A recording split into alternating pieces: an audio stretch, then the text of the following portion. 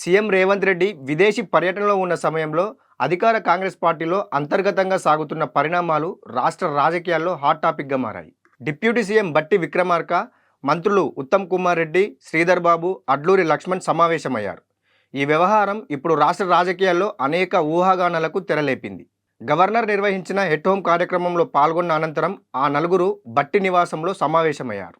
CM Revanth Reddy పనితీరుపై ఈ భేటీలో ప్రధానంగా చర్చ జరిగినట్లుగా రచ్చ నెలకొంది. కానీ వారు మాత్రం తమది సాధారణ భేటీ మాత్రమే అని, మున్సిపల్ ఎన్నికలపై చర్చించామని చెబుతూ ఈ వ్యవహారాన్ని తేలిక చేసే ప్రయత్నం చేశారు. ముఖ్యమంత్రి అందుబాటులో లేరు కాబట్టే మంత్రులు తనతో పలు అంశాలపై చర్చించారని బట్టి వివరించారు. తనతో పాటు సీఎం, మంత్రులంతా సమిష్టిగా పనిచేస్తున్నామని బట్టి స్పష్టం చేశారు. నిజానికి పరిపాలనా అంశాలపై, మున్సిపల్ ఎన్నికలపైన వారు భేటీ అయితే పీసీసీ చీఫ్ మహేష్ కుమార్ గౌడ్ను ఈ సమావేశానికి ఎందుకు ఆహ్వానించలేదు? రేవంత్ రెడ్డిని తీవ్రంగా వ్యతిరేకిస్తున్న మాజీ మంత్రి జీవన్ రెడ్డి ఈ భేటీలో ఎందుకున్నారన్న ప్రశ్నలకు మాత్రం సమాధానం లేదు. అయితే ఫోన్ ట్యాపింగ్, సింగరేణి బొగ్గు గనుల టెండర్ల వివాదాలపై చర్చ జరిగిందంటూ ఈ భేటీ సమాచారాన్ని ఇంటెలిజెన్స్ వర్గాలు సీఎం రేవంత్ రెడ్డికి చేరవేశాయని తెలుస్తుంది. ఈ నేపథ్యంలో మంత్రివర్గంలో పరస్పర అపనమ్మకం మరింత పెరిగిందన్న ప్రచారం అధికార పార్టీని కలవరపెడుతున్నది. జగిత్యాలలో బీఆర్ఎస్ ఎమ్మెల్యే సంజయ్ను పార్టీలో చేర్చుకోవడాన్ని నిరసిస్తూ కాంగ్రెస్కు గుడ్ బై కొట్టాలన్న ఆలోచనలో ఉన్న జీవన్ రెడ్డిని బుజ్జగించేందుకు ప్రజాభవన్లో బట్టి, ఇతర మంత్రులు భేటీ జరిగిందని వార్తలు వినిపించాయి. సీఎం రేవంత్ రెడ్డి తిరిగొచ్చాక అన్నింటిపై చర్చిద్దామని, ఈ సందర్భంగా జీవన్ రెడ్డికి బట్టి విక్రమార్క, ఇతర మంత్రులు నచ్చజెప్పారని, అయితే ఈ భేటీలో జీవన్ రెడ్డి మాత్రం రేవంత్ రెడ్డి తీరుపై తీవ్రంగా విమర్శలు గుప్పించారన్న ప్రచారం కూడా వినిపిస్తుంది.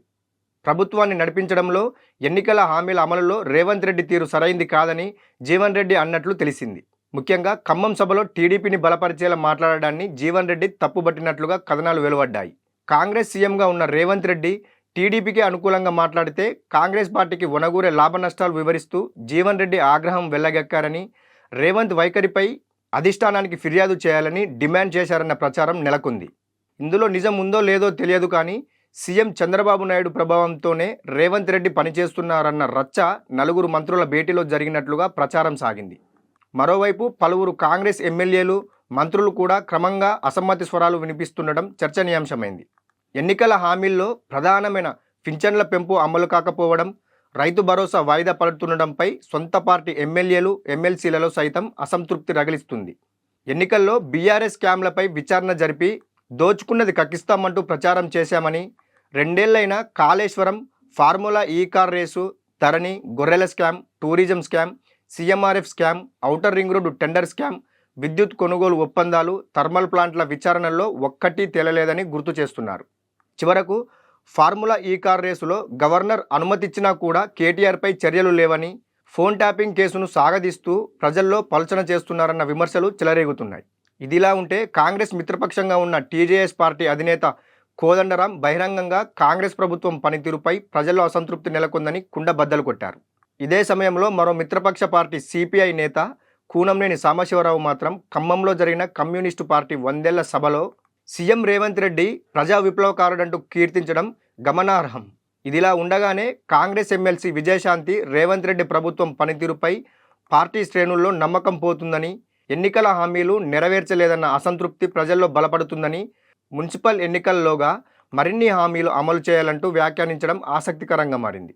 మరోవైపు మంత్రి పదవిపై తనకు ఇచ్చిన హామీ అమలు చేయలేదంటూ సీఎం రేవంత్ రెడ్డి ప్రభుత్వంపై గరంగా ఉన్న మునుగోడు ఎమ్మెల్యే రాజగోపాల్ రెడ్డి తరచూ సీఎం పనితీరుపై విమర్శల దాడి చేస్తున్నారు.